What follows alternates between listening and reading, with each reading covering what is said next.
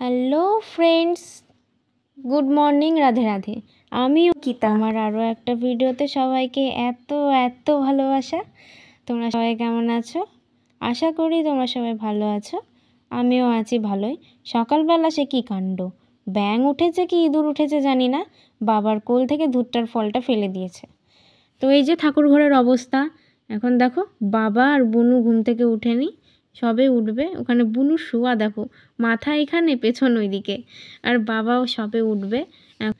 বেশ সকাল হয়ে গেছে, 7টা বেজে গেছে, আস্তে আস্তে সবাই উঠে পড়বে। কিন্তু আমার বুনুর উঠতে উঠতে 10টা, কারণ ম্যাডামের তো সকাল সকাল ঘুমই ভাঙে না, তোমরা তো জানোই। আর এইদিকে রান্নাঘরের অবস্থা দেখো, তারপরে এই যে দেখো সবই কিন্তু ছড়ানো ছিটানো রয়েছে, কিছুই গোছানো নেই।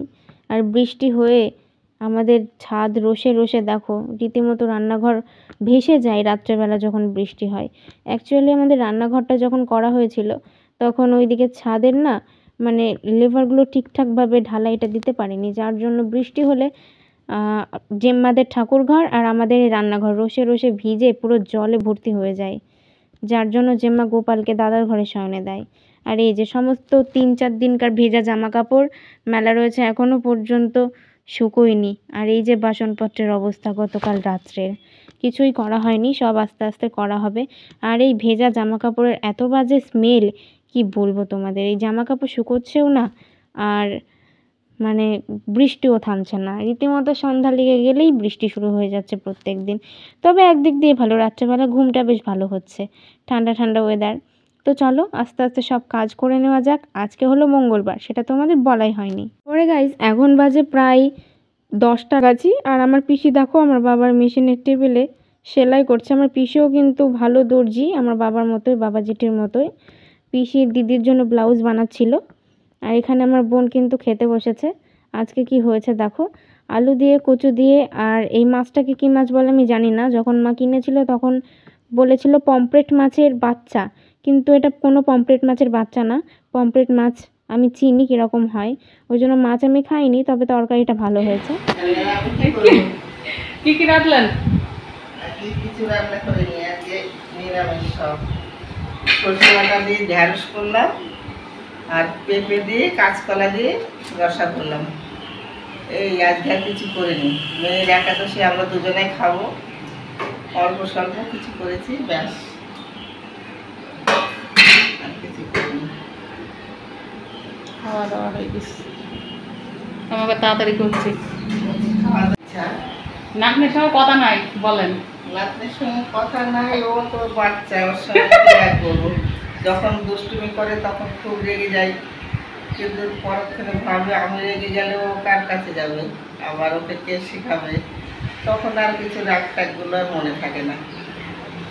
কী করবো, নতুন ভিউ দেওয়ার জন্য এখন নতুন জল এসেছে, নদী ভর্তি, কত সুন্দর ঢেউ, কত রকমের পাখি, কতজন মাছ ধরছে, এই সমস্ত নতুন ভিউ দেওয়ার খুব ইচ্ছা। আমার জলে ঘুরতে খুব ভালো লাগে, জলে ভিজতে ভালো লাগে, জলে ভিজে জ্বর এসেছে, মাঝে মধ্যে জ্বরটা এখন ঘুরে ফিরে আসছে। তো যাই হোক, এগুলো দেখানোর জন্য আমার নাতনিকে বলা হয়, ও সময় করতে পারে না, দুটিতে টিউশন, আবার শ্যুট করতে যায়, জোনাকি ফিল্মে কাজ করে, যার জন্য ও সময় করতে পারে না। তবু দেখবো বর্ষা কমুক, নতুন কিছু দেওয়ার চেষ্টা করবো। বাই। ওই সো গাইস, আজকে ছিল আমার লাইফ সায়েন্স এক্সাম, আর আসার সময় স্কুল থেকে মার জন্য এই বিস্কিটটা এনেছি। মা এই বিস্কিটটা খেতে ভালোবাসে, কিন্তু আমার একদম ভালো লাগে না এই স্পাইসি বিস্কিটটা, আমার নর্মাল বিস্কুটই ভালো লাগে, এই বিস্কুট আমার পছন্দ না। মা খেতে ভালোবাসে বলে আসার সময় কিনে নিয়ে এলাম। আজকে আমার ছিল লাইফ সায়েন্স এক্সাম, আর কেমন হয়েছে, অসাধারণ খারাপ হয়েছে, আর কিছু না। আমার ধারণারও বাইরে আজকে লাইফ সায়েন্সটা এতটা খারাপ যাবে। কামুক দেখে ঘুম থেকে যে উঠেছিলাম সেটাই ভাবছি। তো এই বিস্কিট খাওয়া নিয়ে আমার বুনুর রাগ, মানে আমি বলেছি আমি মায়ের জন্য কিনে নিয়ে এসেছি, তোর জন্য নিয়ে আসিনি, ওটাই হয়ে গেছে আমার দোষ, তুই কেন আমার জন্য আনিসনি। আর এখন সন্ধ্যা হয়ে গেছে, এখন প্রায় 5:45 বাজে, কাকা কিন্তু বুনুকে পড়াতে এসছে, আর আমি আর কাকা একটু বোঝাবুঝি করছি, মানে বোঝাপড়া করছি আর কি। সেটা হলো একটা চ্যানেল থেকে ডাক এসেছে কাজ করার জন্য, তো সেই বিষয়ে কাকার সাথে একটু কথা বলছিলাম, আর মাকে বলছিলাম যে মা গরম লাগছে, ফ্যানটা একটু দাও। তো গোটা ভয়েস তো দিইনি, আমার বুনু চাচা ছিল বলে। আজকে লাইফ সায়েন্স এক্সামটা তো বললাম অসাধারণ খারাপ হয়েছে, মুখে বলে বোঝানোর মতো না। তবে হ্যাঁ, পাস করে যাবো, সেই নিয়ে চিন্তা নেই, ভালোই নাম্বার পেয়ে যাবো। বাট ওই যে আনকমন কোশ্চেন, কেনা কোশ্চেন এই এক দোষ, ঘুরিয়ে পেঁচিয়ে কোথা থেকে যে কোশ্চেন কিভাবে করে, লেখা মানে গুছিয়ে লিখবো কীভাবে সেটাই কনফিউশনে পড়ে যায়। কালকে রয়েছে হিস্ট্রি এক্সাম, তারপর রয়েছে জিওগ্রাফি।